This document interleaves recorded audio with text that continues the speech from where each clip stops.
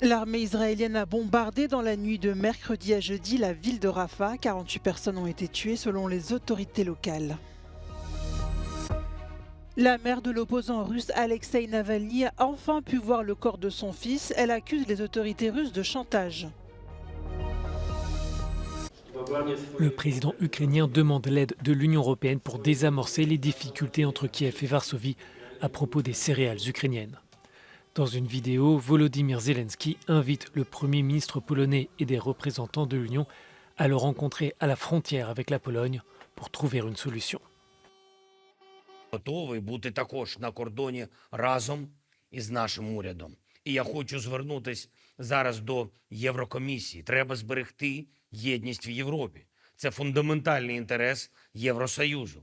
Тому Україна звертається до Єврокомісії, щоб у цій зустрічі взяв участь представник Єврокомісії. Також заради спільних інтересів та припинення політичних manipulation. La Pologne a décidé unilatéralement d'interdire la vente ou le stockage des produits agroalimentaires ukrainiens afin de préserver son secteur agricole. Mais les producteurs polonais assurent que des denrées alimentaires venues d'Ukraine continuent d'arriver sur leur marché, avec pour conséquence une baisse des prix. La Commission européenne répond que des discussions sont en cours. On the one hand, Poland maintains its unilateral blockade against imports from Ukraine. And one has to ask the question, if that was functioning as it was intended to, why are farmers now blocking some of the border points? These are some of the questions, complex questions, as I mentioned, but not unsolvable questions that were... Volodymyr Zelensky prévient que la Russie pourrait tirer profit de cette politisation injuste, dit-il, du mécontentement des agriculteurs polonais qui ont bloqué la frontière avec l'Ukraine, brûlé des pneus et qui ont déversé des céréales ukrainiennes en signe de protestation. Cette situation risque de tendre les relations entre Kiev et Varsovie, qui soutient pourtant fermement l'effort militaire ukrainien.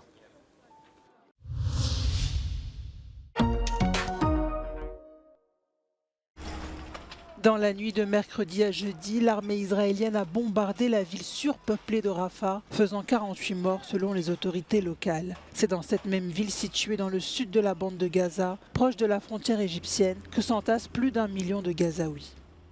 Les frappes israéliennes ont ciblé plusieurs bâtiments résidentiels et une mosquée dont seul le minaret est resté debout.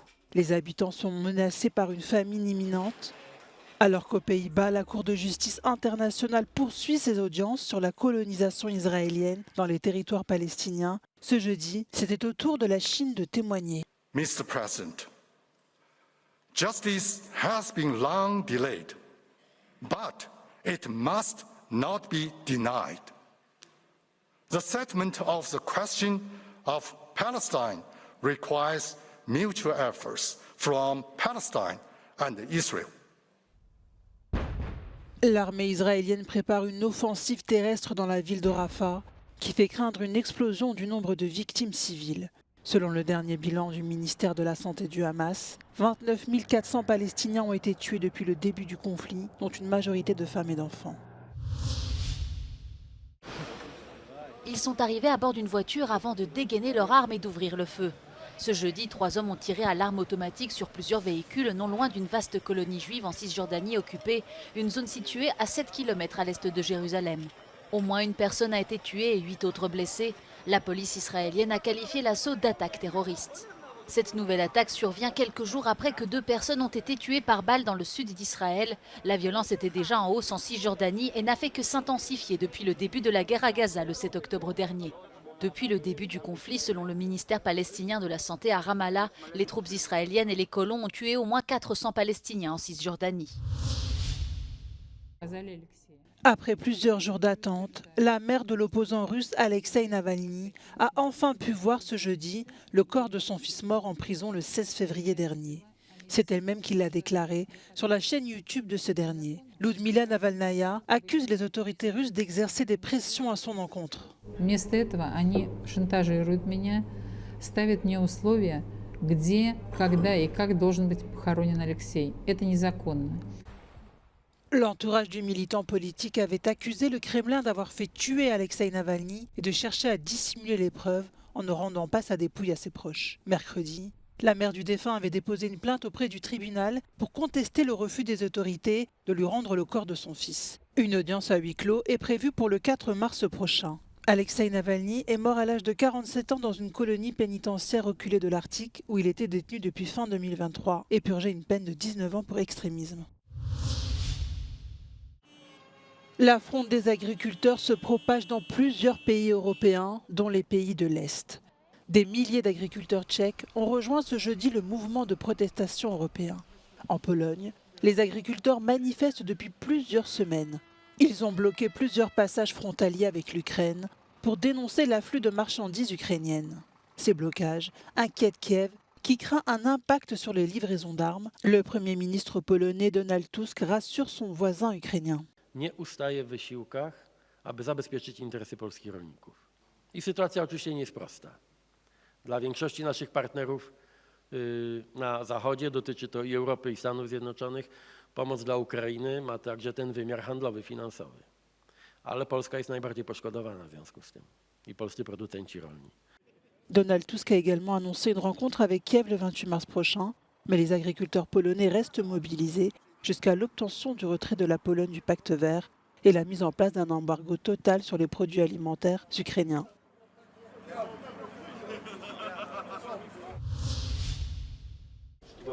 Le président ukrainien demande l'aide de l'Union européenne pour désamorcer les difficultés entre Kiev et Varsovie à propos des céréales ukrainiennes. Dans une vidéo, Volodymyr Zelensky invite le Premier ministre polonais et des représentants de l'Union à le rencontrer à la frontière avec la Pologne pour trouver une solution. Готовий бути також на кордоні разом із нашим урядом. І я хочу звернутися зараз до Єврокомісії. Треба зберегти єдність в Європі. Це фундаментальний інтерес Євросоюзу.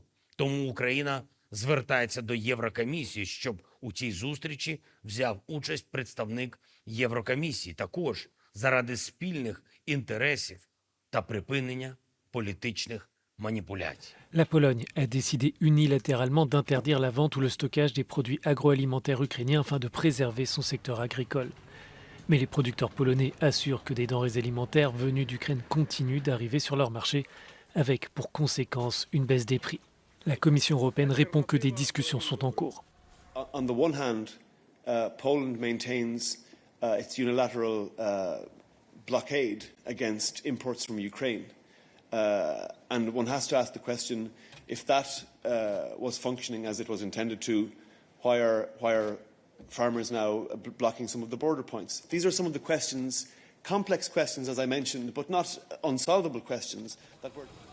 Volodymyr Zelensky prévient que la Russie pourrait tirer profit de cette politisation injuste, dit-il, du mécontentement des agriculteurs polonais qui ont bloqué la frontière avec l'Ukraine, brûlé des pneus et qui ont déversé des céréales ukrainiennes en signe de protestation.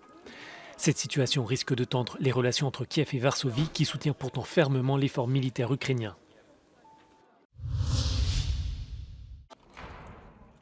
La coalition au pouvoir en Roumanie est parvenue à un accord pour une fusion des élections européennes et locales. Les sociodémocrates du PSD et les libéraux du PNL se présenteront sur des listes communes pour les élections législatives et européennes le 9 juin et séparément pour les élections locales. Le scrutin de la présidentielle aura lieu en septembre, probablement le 8 pour le premier tour et le 22 pour le second tour. În afară de comasare și o alianță electorală între Partidul Social-Democrat, Partidul Național Liberal pentru lista de europarlamentare, în cursul lunii septembrie să avem alegerile prezidențiale, desfășurarea activității. Les partis d'opposition rejettent cette fusion et la tenue de ces élections. Ils ont annoncé qu'ils attaqueraient l'exécutif en justice. Selon eux, cette décision est antidémocratique et anticonstitutionnelle.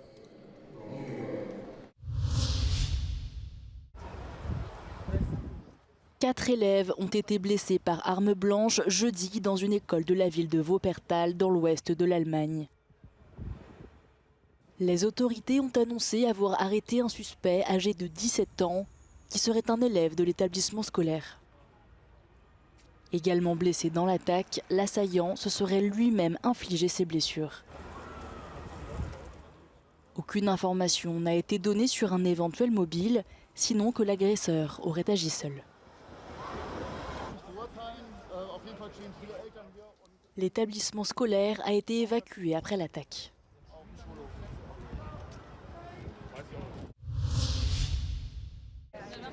Manifestation devant le Parlement européen à Bruxelles de livreurs et de travailleurs indépendants venus de différents États membres.